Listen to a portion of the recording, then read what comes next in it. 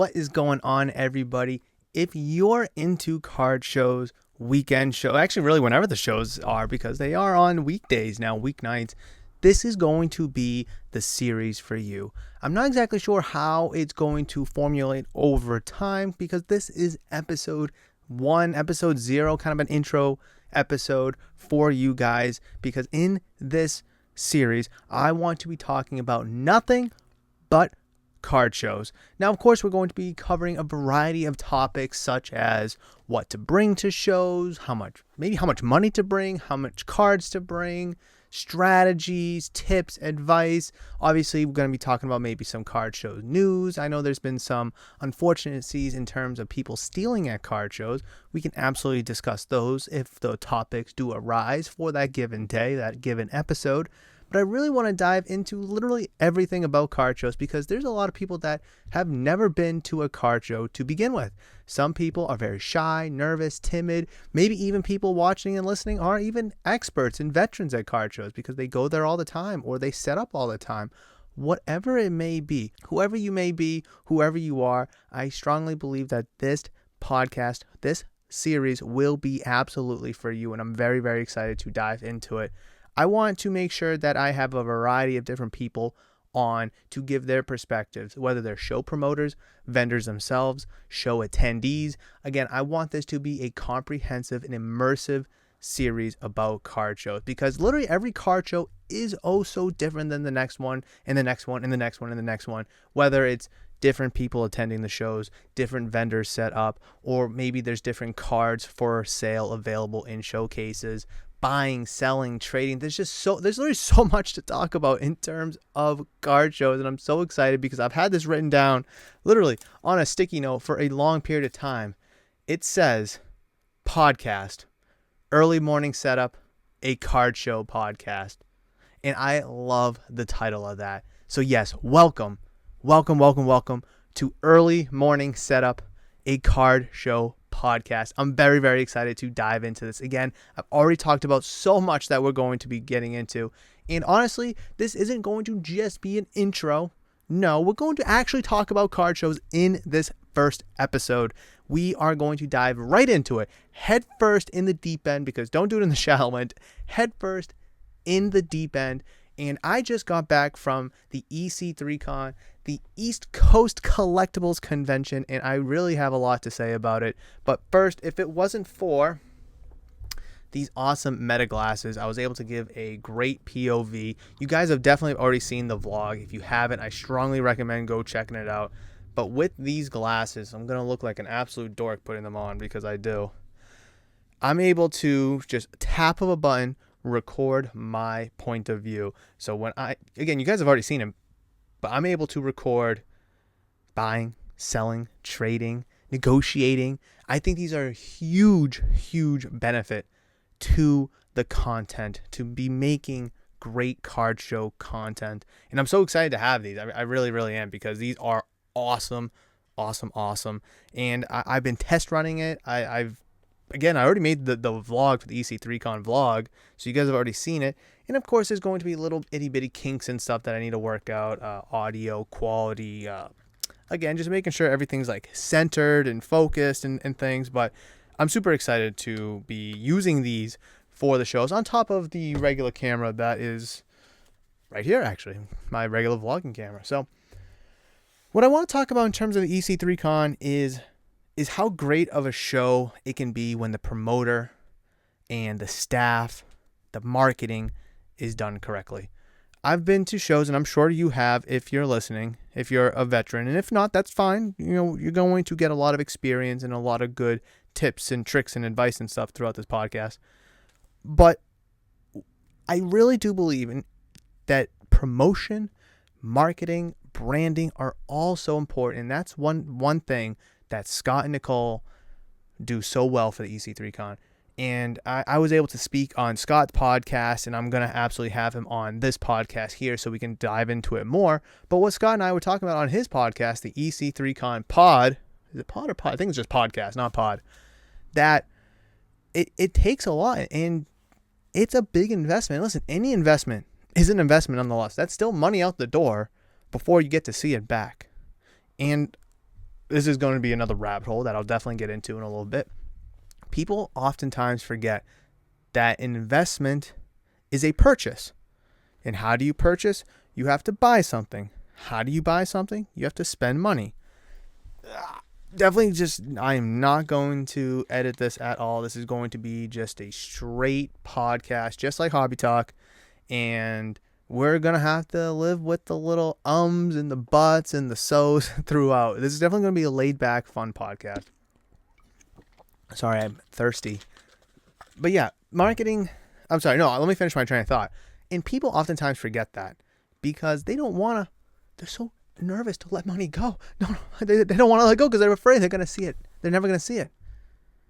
But one thing I learned very quickly is, yeah, that is true. You may never see that money back. You spend $100 on a card, it could be $10 in a week. So yes, that fear is definitely a true thing. However, the card that you still bought for $100 is still going to be worth something. Just like opening a box. You spend $300 on a box, the very worst thing you get is dollar cards in return. But at least you're walking away with something compared to going to the roulette table or gambling on scratch tickets or Keno, where you might get nothing. You might get absolutely nothing. And I think marketing, branding, promoting are also similar because you have to spend that money to get on radio stations. You have to spend that money on Facebook ads or on flyers, and you have no idea if that's going to translate into ticket sales, admission tickets for the show. And that is such a huge, I think, unknown, something that's very daunting possibly, because for me, at least, again, I know that my cards are going to be worth something regardless of what the market does, whether it goes up or go down. It's still going to be worth something. But again, I know Scott and Nicole, they do a great job promoting and marketing, and I'm sure it's not cheap, and it is a heavy expense on top of the overhead of running a great show that you almost hope, you're literally just a blind shot in the dark hope that it translates. And you can tell, this is finally circling back to what I was originally saying, you can tell the shows who promote and market very, very well. And you can tell the shows that don't. Now listen, it's not the show itself fault, it is the showrunner, the promoters. They need to do the job. If they don't do the job, if they just think, oh, hey, I'm running a card show, people will come, people will flock because people love cards. If you just hope for the best and do that, it is never, never going to work out. Maybe a couple years ago in 2021 when shows were just coming back from not being able to be ran because of COVID. Maybe a little bit in 2022 when the market was still pretty hot and sizzling. But nowadays, where people have left the hobby because they spent too much money and they haven't seen it back, or their cards have crashed, or they got scammed, or they lost money from doing too many breaks or buying too much product. It's unfortunate that we've seen the amount of people leave the hobby. I mean, it's great that we had so many people in the hobby, and it's unfortunate we've seen people leave the hobby. But the people that are in the hobby, I like to think 97% of those people are good people. It's 3% that speak the loudest. Scammers, stealers, people trying to screw other people over. It's so unfortunate. And again, those are the people that you hear the most. Oh, they're overpriced. Oh, they're overcharging. Oh, they scammed me. Oh, they tried to steal from me. But you never hear the 97%. Oh, hey, I got a great deal from Murph. Oh, hey, I got good value from that guy. Oh, he was able to give me a card from my PC. Like, yeah, those are small conversations you may have with your friend or your local, community, or, texting back and forth. But again, it doesn't really get out there, especially on social media. And I at least try to have so much positivity, but I also try to be realistic as well. Sorry, I keep looking over here because this is where the monitor of me. So I'm just trying to make sure that, things look good over here. But yeah, it's just people are not going to just wake up and go to the show. The foot traffic is not going to happen organically. The National is still even promoting and advertising and marketing, and they have thousands upon tens of thousands of people coming to the National, and they're still marketing because they're still trying to reach more people or bring people back. And again, I give a huge prop and a huge, pat on the back to the show runners that do promote their show very, very well. And I think that's a huge, huge component to it. Because like I said, it is not going to happen organically. You may get some people that it just happens organically, people that just go to shows all weekend to buy, sell, trade, or whatever it is.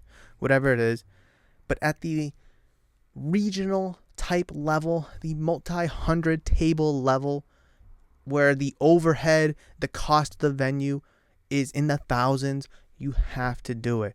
And for any people that are listening that want to run a show, that wants to start their own show, regardless of size, regardless of scale, I hope you're listening, and hopefully you can take away that, hey, I'm going to have to put some money into advertising. Word of mouth is so powerful. Social media is so powerful. Yes, those things are all true.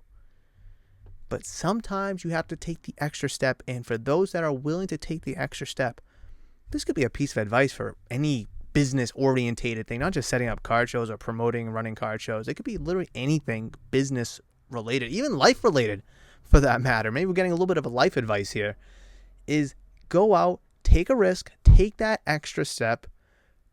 Maybe you're a little vulnerable while doing so. Common expression, no risk, no reward. Got to risk it for the biscuit. Those are all true things. And it seems kind of foolish, just saying it out loud, but it's honestly kind of true. It's honestly kind of true that you might have to risk it for the biscuit. You have to take a chance, take a leap of faith. And again, if you're putting a few $100s or a few $1,000s into marketing and branding and promoting and just getting the name out there, that's what's best for the company. That's what's best for the brand, for the show, whatever it may be. That is what's best. Now, let's spin this to me. Murph, have you put hundreds and thousands of dollars into marketing and branding? And the answer is no. I'm going to be honest. The answer is no. Now, I'm not trying to attract thousands of people because I'm not running a show. So I think it's a different avenue, a different approach. Again, word of mouth is so powerful. Social media is so powerful. Here on YouTube is so powerful. Setting up, actually, now that I think of it, pause.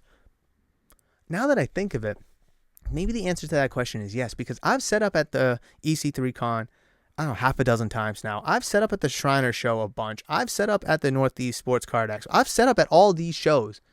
And the table cost is definitely well into the thousands of dollars. The hotel fees, definitely. The meal expenses, that's definitely up there. So you know what? Yeah, I have spent money on marketing because I use card shows.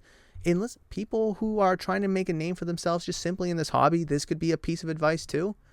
Setting up at shows to market and brand and promote yourself to get your name out there as well is a huge, huge thing. Not only are you there to buy, sell, and trade, but you could be handing out business cards, flyers, telling people about your shop, about your eBay store, about your whatnot channel, whatever it may be.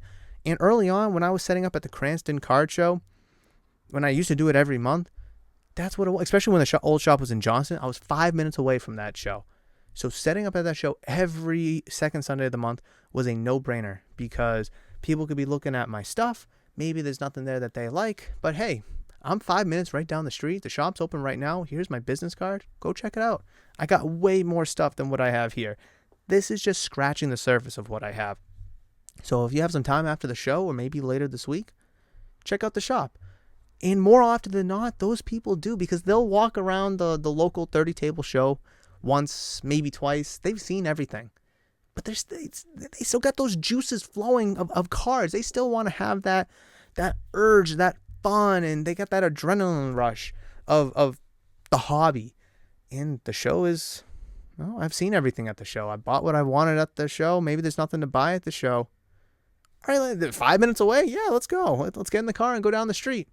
So I think that was a really huge benefit to me. Now that I'm here on 44 in Gloucester, Chepachet, Harmony, whatever village it is, it's like 20, 25 minutes away. Yeah, it would be still good marketing and branding, of course, but it's just too far. I mean, again, 20, 25 minutes is not far for a lot of people. In reality, it's not that far, but I can't say, oh, I'm 5 minutes down the street. I'd be like, I'm 20, 25 minutes up the highway, up 44. And that's just not as appealing to people. So you have to have an appealing strategy, whatever it is. Regardless if it's social media, radio, YouTube, word of mouth, business cards, try to make it as appealing as possible. I look back at my first business cards, and I thought they were great when I first made them. Now I'm like, they could have been a little bit better. Listen, the business cards I have now, they're pretty good. But I know looking back a couple years from now, it's going to be, they could have been better. But yeah, it's crazy to think how some people, again, I'm not going to generalize, but if the boot fits, then the boot fits. Some people are just lazy, and it's quite unfortunate because I think a lot of people expect to just make money in this hobby. I really do. I don't know where they got this expectation and false reality from. If they just set up at a show, they're going to make tons of money. If they open a store, they're going to make tons of money. If they go live on whatnot, they're going to make tons of money. I don't know where that false reality came from, but it's not true. And I think anybody could say that that's not true. You got to put in the work. So again, to circle back to the show promoters, you have to put in the work. You can't just wake up and think people are going to come to your show. You can hope that they'll come to your show, and you can try to have a positive mindset and thinking that they will, sure. But you have to take the extra step. You have to go above and beyond. Now, I've always wanted to run my own show, to kind of do my own 30 or so table show. And I still really want to. And maybe after a few episodes of this podcast, maybe that will eventually become a reality. But with Baby Murph on the way, it's a lot on my plate right now because baby's on its way. I still got to run the shop, still got to make content. So there's just a lot on my plate right now. So it might be a 2025 thing. It definitely might. It's definitely on the day over 2025. I really, really, really do want to do it at least once. But what was my train of thought? Oh, where was I going with my train of thought? I just vomiting stuff at you guys. And if you guys made it to this point in the episode, thank you so much. Please smash the thumbs up button. Comment down below your thoughts, questions, comments, concerns, anything like that. Down below. I want to hear about it. I want to read and reply to any and every comment down there. What are your thoughts on show promoters? What are your thoughts on card shows in general? What are your thoughts on having to put the work in order to give yourself the best opportunity to see the results? Because hard work is a real thing. It is an absolute real thing, and it's not easy. It's called hard work for a reason. And you can tell the shows that have had hard work put into it. That was almost a tongue twister. I'm very proud of myself for not getting slipped up there. I'm not even going to try to repeat it. I'm not even going to try to repeat it. Oh, me wanting to start my own card show. There's so much work that goes into it. And I don't think that I am physically and mentally, I don't think I have the capacity to do so at the moment. Because I know how much work needs to be put into it. I see Scott and Nicole putting in tremendous work. I see other showrunners putting in tremendous work. And honestly, I would like to do it. I'd like the challenge. But I don't think I'm ready for it just yet. I don't. But if anybody out there looking to start their own card show, just know a few things first. There's a ton of shows out there. So how will yours stand out? I guarantee you, no matter where you are, wherever you're listening in the country, if you Google card shows near me, there's going to be a link to baseball card collectors or card collectors, or Sports Collectors Daily or Sports Collectors Digest. I don't know. There's going to be a link. Literally the first link, if you type it in, it's going to pop up with all 50 states. And you click on the state you're in or click on the state you're near, and it'll say the shows that are advertised. Now, of course, you got to reach out to whoever runs that website to get the show onto the website in order for it to be promoted. So again, there's work that needs to be done there. But what I'm trying to say is there's probably a show or two, maybe more, that given weekend, whatever weekend you're looking at in your area. So how can your show stand out? And I'm very excited to talk to a couple people who either run shows or who are part of running a show. And I really want to ask them that question. Is how do you stand out? And I know I'm going to get Scott on here who runs the EC3Con. And I want to ask him, Scott, how does your show separate from other shows? What is it? What's the sauce? What's the juice? What's the secret? How do you make your show stand out compared to other shows? And I think that's such a huge proponent that needs to be known, because every VFW, honestly, seems the same. Yeah, you could mix in a couple giveaways. You can mix in some show bucks. Sure, that's great. And those are awesome to attract people and to hopefully just build kind of that excitement of, ooh, I could go and win something. I think that's all great. But what else? What else? Those are great for 30 table shows, your local VFW shows. But when you get to 50, 60, 100 tables plus 150, 200, the bigger shows, what is it that separates you from the rest? Are you having an autograph signer?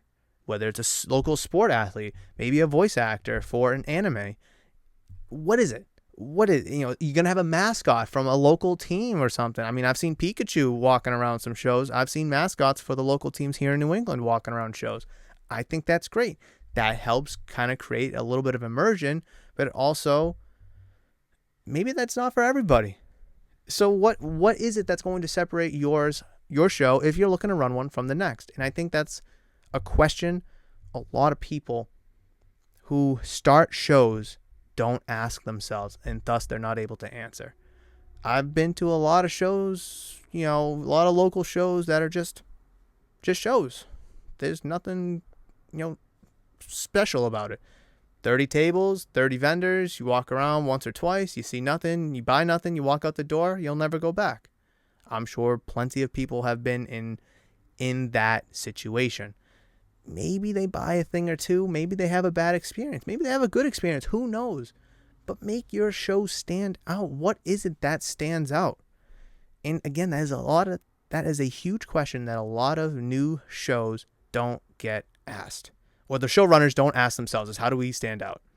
And again, for me, if I was to start my own show, which I want to do, I think would be a great idea. Again, 2025 thing. How will I stand out compared to this show or that show? Or if they're running this weekend, how can I make sure that people want to come to my show and not theirs? How am I going to answer that question? And honestly, my answer to it right now, at least, I don't know. That's why I haven't done it. On top of, physically and mentally not having the capacity, plus with baby Murph coming. So there's a ton, like I said, tons of things going on for me. But I don't know how to answer that question. Yeah, I could record, this podcast maybe live. Maybe I could do Hobby Talk with Ricky live. Maybe I could do a box break live. But I mean, maybe that's not for everybody. And of course, you're not going to get everybody to be happy. You're not going to please everybody. I'm well aware of that. But you can try. And you have to try. That's why you got to hit it from different angles. Maybe recording this podcast live at the show hits this angle. Maybe having a giveaways hit that angle. Maybe doing showbucks hits this angle. Whatever it is, how do you stand out? How do you make your show next level, regardless of the size? Even a 30-table local VFW show can do well. It really can. And it is hard. Hence, hard work needs to be put into it. But I'm very, very excited to dive further into card shows in general, because this is definitely something I love to attend to. I love recording the vlogs. I love doing the show pickups afterwards, posting them here on YouTube, of course. And I'm very, very excited to dive further into this. I don't have a schedule just yet for how often this podcast will be pumped out, whether it's going to be once a week, bi-weekly, monthly. I have no idea yet. This is the first episode, guys. So please bear with me until I'm able to get a little bit more consistency and a little bit more schedule behind it. But I'm very, very excited to be starting this brand new podcast, Early Morning Setup, a card show podcast. And thank you guys so much for watching this video. Again, please make sure you smash the thumbs up button, comment down below, subscribe to the channel if you're new or haven't considered subscribing. Check out the channel membership program as you get awesome exclusive perks and benefits that others do not get by simply joining the channel membership program. Also, if you guys have any topics that you want discussed, if you want to be a guest here on the podcast, let me know down in the comments. Reach out to me via social media at Murph's Card Town on Instagram and Facebook. But like I said, that will wrap it up for this episode. I hope you enjoy it, and I hope you will enjoy future episodes. But until the next one, I will see you guys later.